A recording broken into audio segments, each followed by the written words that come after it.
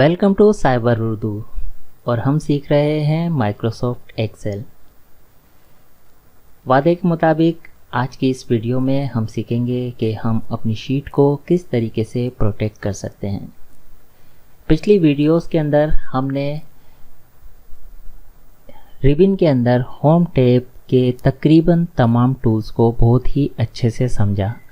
एक चीज़ जो रह गई थी वो थी प्रोटेक्ट शीट, कि हम अपनी शीट को किस तरीके से प्रोटेक्ट कर सकते हैं। वो हमने इस ऑप्शन में देखी थी, फॉर्मेट के ऑप्शन में। आपको याद होगा पिछली वीडियो में हमने ये भी कहा था कि हम इसके लिए अलग से वीडियो बनाएंगे कि जिसमें हम समझेंगे कि प्रोटेक्ट शीट क्या होती है। जब हमने शीट वाली वीडियो बनाई थी तो उसके अंदर भी हमें सेम यही ऑप्शन नज़र आया था।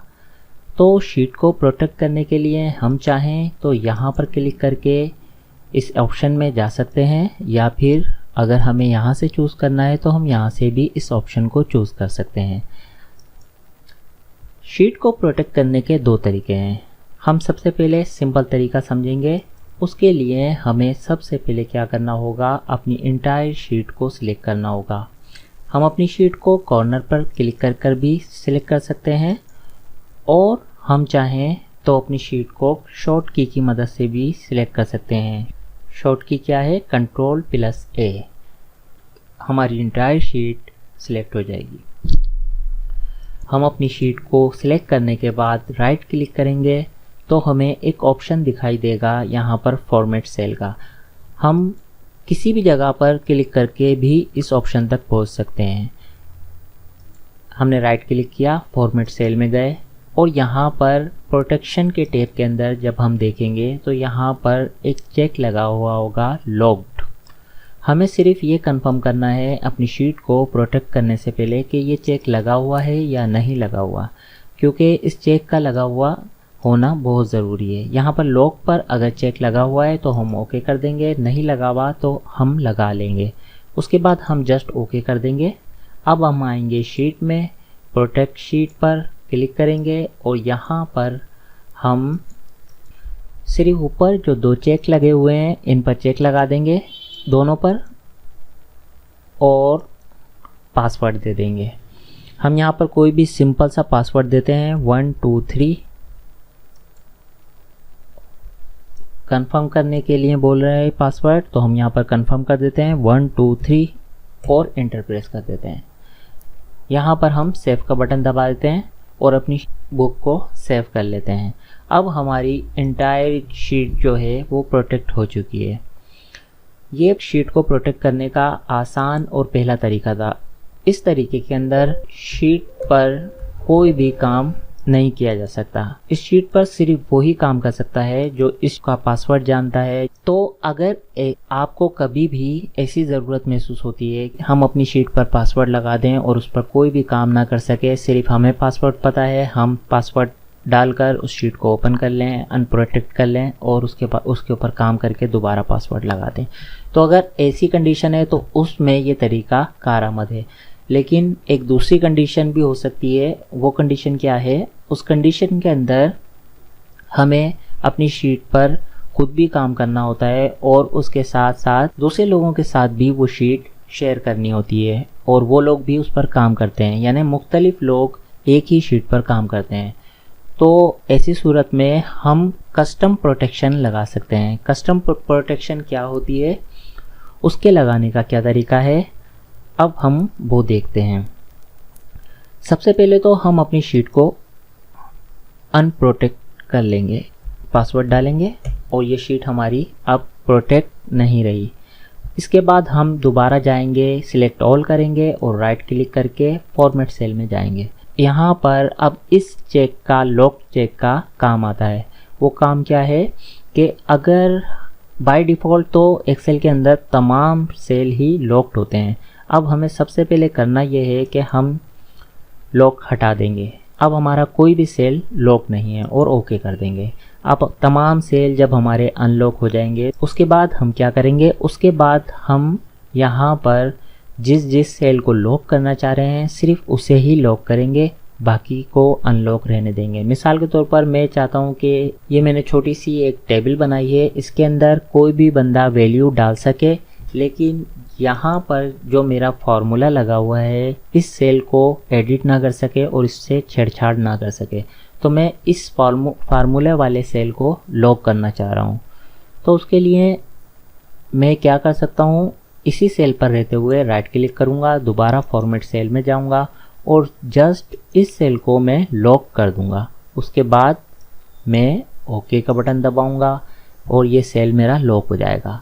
अब इसके बाद मैं क्या कर सकता हूँ, अपनी शीट को प्रोटेक्ट कर सकता हूँ। यहाँ पर वैसे ही जैसे हमने पहले शीट को प्रोटेक्ट किया था, पासवर्ड दे देंगे 1 2 3 और कंफर्म कर देंगे 1 2 3 और ओके कर देंगे। अब ऐसा करने के बाद क्या हुआ, ऐसा करने के बाद ये हुआ कि पिछली बार तो हमारी पूरी शीट ही लॉक थी और बिना अनलॉक किए शीट को हम कहीं भी काम नहीं कर पा रहे थे, लेकिन इस बार हम हर जगह पर काम कर सकते हैं। मिसाल के तौर पर हमने किसी बंदे को अपनी शीट दी और उससे कहा कि ये इनके प्राइजेस चेंज हो गए हैं इन आइटम्स के, आप ये प्राइस अपडेट कर दें, तो वो इजीली इस पर काम करके इनके प्राइजेस अपडेट कर देगा। लेकिन अगर वो चाहे कि मैं इस सेल को पर कोई और फार्मूला लगा दूं या इस सेल को फार्मूला वाले सेल को भी एडिट करूं, तो वो इसे एडिट नहीं कर सकता, क्योंकि ये हमारा सेल लॉक्ड है और हमने शीट को प्रोटेक्ट किया हुआ है। तो ये वाला तरीका जो सेकंड तरीका है, ये तरीका ज़्यादातर यूज़ में आता है, ज़्यादातर इस्तेमाल में आता है, बजाय इसके कि हम अपनी पूरी शीट को प्रोटेक्ट कर दें, हमारे सिवा कोई और उस शीट पर काम ना कर सके। तो इस तरीके को आप उम्मीद है आसानी से समझ गए होंगे। इस शीट को आप किसी के साथ भी शेयर कर सकते हैं और वो अपनी मर्ज़ी के मुताबिक इसमें इस शीट को एडिट कर सकता है और हमारा फार्मूला वर्क करता रहेगा और उसके साथ कोई छेड़छाड़ भी नहीं कर सकता, कोई उसमें तब्दीली भी नहीं कर सकता। इस तरीके से यहाँ पर तो मैंने छोटी सी एक टेबल बनाई है और उसमें सिर्फ एक ही सेल को लॉक किया है। आपकी टेबल बड़ी भी हो सकती है, बहुत ज़्यादा कॉम्प्लिकेटेड फार्मूलाज भी हो सकते हैं और बिना फार्मूलाज वाले भी, जैसे मिसाल के तौर पर आप चाह रहे हैं कि मेरी हेडिंग को कोई नहीं छेड़े, इसको चेंज ना कर सके, यहाँ पर आइटम को कोई दूसरा नाम ना दे सके, यहाँ पर प्राइस को के टैग को नहीं छेड़ सके, तो आप इनको भी लॉक कर सकते हैं। ज़रूरी नहीं कि आप सिर्फ फार्मूले लगे हुए हों जिस सेल में उसी को लॉक कर सकते हैं। अच्छा, एक चीज़ और हम इसमें कर सकते हैं, वो क्या कि बास टाइम पे हम नहीं चाहते कि हमारा फार्मूला जो हमने फार्मूला एंटर किया है वो किसी को शो हो। तो उसके लिए हम क्या कर सकते हैं, यहाँ पर आप देखें मैंने पिछली वीडियोस में आपको बताया था कि ये फार्मूला बार होती है और इसके अंदर हमारा जो भी फार्मूला होता है वो शो हो रहा होता है। यहाँ पर तो हमें वैल्यू शो हो रही है, जो इन चारों आइटम्स का सम हमें यहाँ पर शो हो रहा है, लेकिन यहाँ पर जब देखेंगे तो एक्चुअल में इस सेल पर जो फार्मूला लगा है वो शो हो रहा है। लेकिन बास कंडीशन में हम नहीं चाहते कि हम अपना फार्मूला किसी के साथ शेयर करें, हम नहीं चाहते कि कोई और इसे देखे। तो उसके लिए हम क्या कर सकते हैं, उसके लिए हम सिंपली ये कर सकते हैं कि हम अपनी शीट को एक बार फिर से अनप्रोटेक्ट करेंगे। जब हमारी शीट अनप्रोटेक्ट हो जाएगी तो हम जस्ट इसी सेल के ऊपर फॉर्मेट सेल में जाएंगे राइट क्लिक करके और यहाँ पर एक चीज़ का और इजाफा कर देंगे, हिडन का। अगर हमने यहाँ पर चेक लगा दिया तो इसके बाद क्या होगा कि अब हमारा फार्मूला भी शो नहीं होगा। हिडन करने के बाद यहाँ पर फार्मूला शो हो रहा है, वो इसलिए शो हो रहा है कि अभी तक हमने शीट को प्रोटेक्ट नहीं किया है। तो अब हम शीट को प्रोटेक्ट कर लेते हैं सिंपल, जिस तरीके से हमने 2-3 दफ़ा पहले किया है। 1 2 3 पासवर्ड दिया और कंफर्म कर दिया पासवर्ड। तो इस तरीके से हमारी शीट प्रोटेक्ट हो गई। आपने नोटिस किया होगा, आप यहाँ पर नोटिस करें, जैसे ही हमारी शीट प्रोटेक्ट हुई तो हम इस सेल पर एग्जिस्ट करते हैं, लेकिन हमारा फार्मूला हाइड हो गया है। यहाँ पर हमारा फार्मूला हमें शो नहीं हो रहा अब, लेकिन बाकी तमाम काम हम एज इट इज़ वैसे ही कर सकते हैं। तो ये तो था तरीका एडिट करने का। लेकिन आप यहाँ पर एक और चीज़ नोटिस करें कि यहाँ पर जब मैं राइट क्लिक करता हूँ और कोई रो इंसर्ट कराने की कोशिश करता हूँ तो यहाँ पर मैं रो इंसर्ट नहीं करा सकता। अगर मैं यहाँ पर क्लिक करता हूँ और इसमें यहाँ पर एक और कॉलम इंसर्ट कराने की कोशिश करता हूँ तो वो भी मैं नहीं कर सकता। अगर मैं यहाँ पर फॉर्मेट करना चाह रहा हूँ, यहाँ पर मैं इस इसका बैकग्राउंड कलर देना चाह रहा हूँ और इसका फ़ॉन्ट का कलर चेंज करना चाह रहा हूँ या फ़ॉन्ट का कलर चेंज करना चाह रहा हूँ, तो वो भी मैं नहीं कर सकता। तो मैं जस्ट अपडेट कर सकता हूँ शीट को जब तक कि मेरे पास इसका पासवर्ड नहीं है। तो अगर मैं चाहता हूँ ऐसी कंडीशन में कि मेरा यूज़र जो भी है, जो मेरी शीट को यूज़ करने वाला है, उसको मैं कुछ परमिशंस दे दूँ कि आप ये काम कर सकते हैं, तो उसके लिए हम यहाँ पर प्रोटेक्ट शीट में हमें कुछ ऑप्शन दिखाई देते हैं।